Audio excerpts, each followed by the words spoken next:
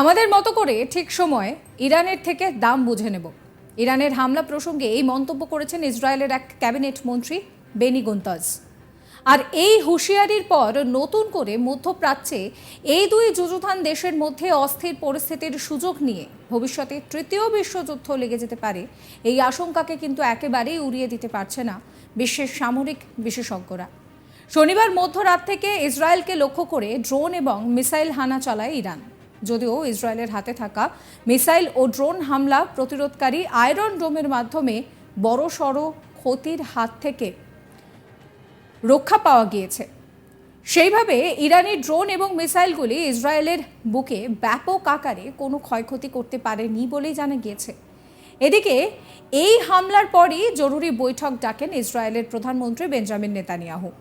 Cabinet বৈঠকেই নাকি মন্ত্রী বেনি গন্তাজ বলছেন যে কয়েকটা দেশ নিয়ে আমাদের আঞ্চলিক সহযোগিতা গড়ে তুলতে হবে, তারপর আমাদের সময় অনুযায়ী আমাদের মতো করে ইরানের থেকে এই হামলার সঠিক মূল্য বুঝে নেব।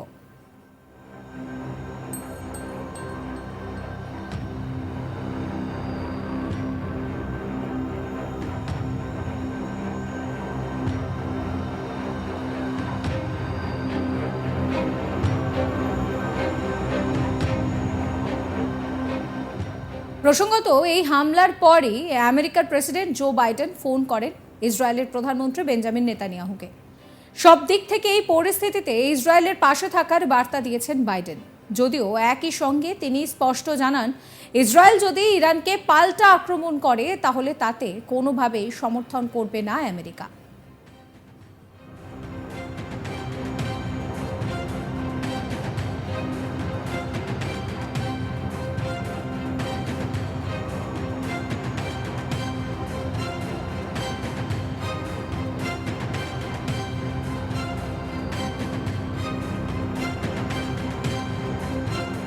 যদিও ইসরায়েলের প্রধানমন্ত্রী বেঞ্জামিন নেতানিয়াহু নিজেদের অবস্থান অর্থাৎ ইরানকে পাল্টা আক্রমণ করার রাস্তা থেকে যে সহজে সরে আসবেন না তা এক প্রকার নিশ্চিত করে বাইডেনকে জানিয়ে দিয়েছেন। ইরানের তরফেও নাকি আমেরিকার প্রেসিডেন্টকে বার্তা দেওয়া হয়েছে যে শুধুমাত্র আত্মরক্ষার স্বার্থেই ইসরায়েলের ওপরে হামলা চালিয়েছে ইরান। প্রসঙ্গত কিন্তু কেন এইভাবে ইসরায়েলের ওপরে হামলা চালানোর ব্যাপারে উদ্যোগী হয়েছে ইরান? জানা গিয়েছে, ইসরায়েলের সঙ্গে ফিলিস্তিনি জঙ্গিদের যুদ্ধ শুরুর পর থেকে ইসরায়েলের সঙ্গে ইরানের একটা দূরত্ব তৈরি হয়। প্রকাশ্যে অবশ্য ইসরায়েলের বিরুদ্ধে যুদ্ধ ঘোষণা করেনি ইরান, কিন্তু সম্প্রতি সিরিয়ার রাজধানী দামাস্কাসে অবস্থিত ইরানি দূতাবাসে হামলা চালানোর অভিযোগ ওঠে ইসরায়েলি সামরিক বাহিনীর বিরুদ্ধে। ওই ক্ষেপণাস্ত্র হামলায় মৃত্যু হয় 7 জনের, যাদের মধ্যে ছিলেন ইরানের সামরিক বাহিনীর 2 জন জেনারেল। এরপর ইসরায়েলের বিরুদ্ধে সরাসরি হামলা চালানোর হুঁশিয়ারি দিয়েছিল তেহরান।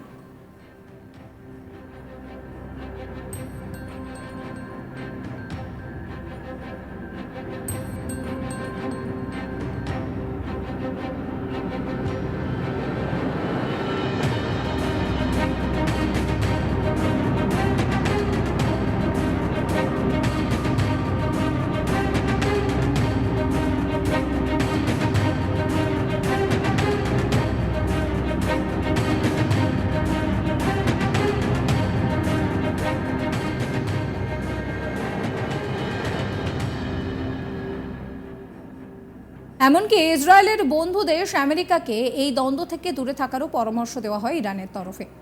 ইসরায়েলে ইরানের ড্রোন হামলার খবর ছড়িয়ে পড়তেই তৎপর হয়ে ওঠে ইসরায়েল ডিফেন্স ফোর্স। সক্রিয় করে দেওয়া হয় ড্রোন এবং ক্ষেপণাস্ত্র হামলা রুখতে কার্যকরী আয়রন ডোমকে। আকাশপথেই ইরানি ড্রোনগুলি ধ্বংস করার কাজ শুরু হয়, ফলে মাটিতে আছড়ে পড়ে ধ্বংসলীলা চালানোর আগেই সেগুলোকে ধ্বংস করা সম্ভব হয়েছে। যদিও ইসরায়েলের হাতে থাকা ড্রোন এবং ক্ষেপণাস্ত্র হামলা রুখে দেওয়ার ক্ষমতাধারী এই আয়রন ড্রোনগুলো কিন্তু মাথায় রাখতে হবে যে ফিলিস্তিনি জঙ্গি হানা রুখতে সেইবার ব্যর্থ হয়েছিল।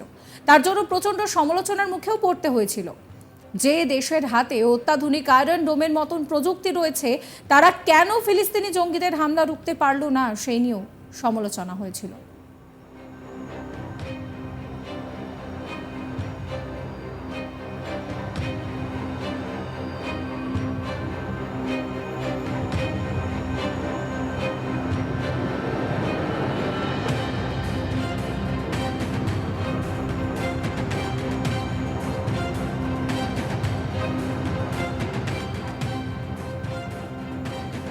তবে এবার পরিস্থিতি কিন্তু অনেকটাই আলাদা।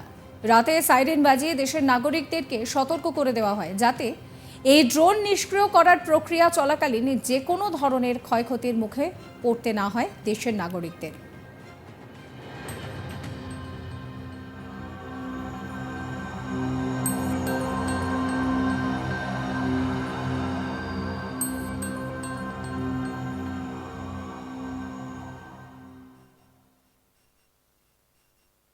আমাদের মতন করে ঠিক সময়ে ইরানের থেকে দাম বুঝে নেব। ইরানের হামলার প্রসঙ্গে মন্তব্য করেছেন ইসরায়েলের এক ক্যাবিনেট মন্ত্রী বেনি গুন্তাজ। আর এই হুঁশিয়ারির পর নতুন করে মধ্যপ্রাচ্যে এই দুই যুযুধান দেশের মধ্যে অস্থির পরিস্থিতির সুযোগ নিয়ে ভবিষ্যতে তৃতীয় বিশ্বযুদ্ধ লেগে যেতে পারে সেই আশঙ্কাকেও কিন্তু একেবারে উড়িয়ে দিতে পারছেন না বিশ্বের সামরিক বিশেষজ্ঞরা।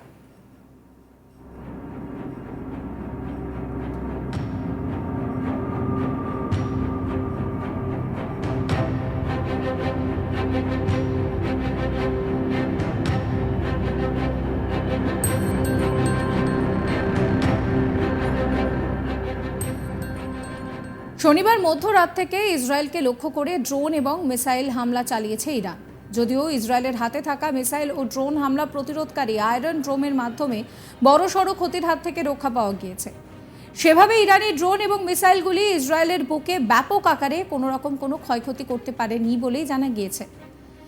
একই সঙ্গে এই হামলার পর জরুরি বৈঠক করেন ইসরায়েলের প্রধানমন্ত্রী বেঞ্জামিন নেতানিয়াহু।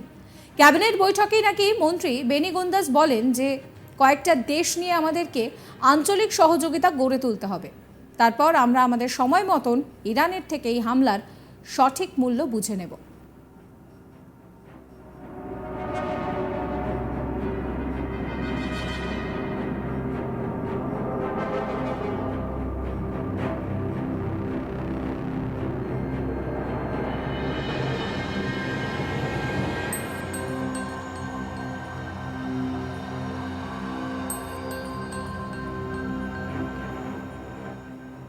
প্রসঙ্গত এই হামলার পরই আমেরিকার প্রেসিডেন্ট জো বাইডেন ফোন করেন ইসরায়েলের প্রধানমন্ত্রী নেতানিয়াহুকে।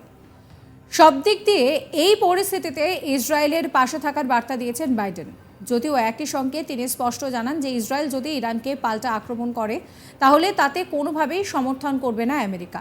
যদিও ইসরায়েলের প্রধানমন্ত্রী নেতানিয়াহু নিজেদের অবস্থান অর্থাৎ ইরানকে পাল্টা আক্রমণ করার রাস্তা থেকে যে সহজে সরে আসবে না তাও এক প্রকার নিশ্চিত করে বাইডেনকে জানিয়ে দিয়েছেন নেতানিয়াহু। সাবস্ক্রাইব করবেন আজ তাক বাংলার ইউটিউব চ্যানেলকে, ফলো করবেন হোয়াটসঅ্যাপ চ্যানেলও।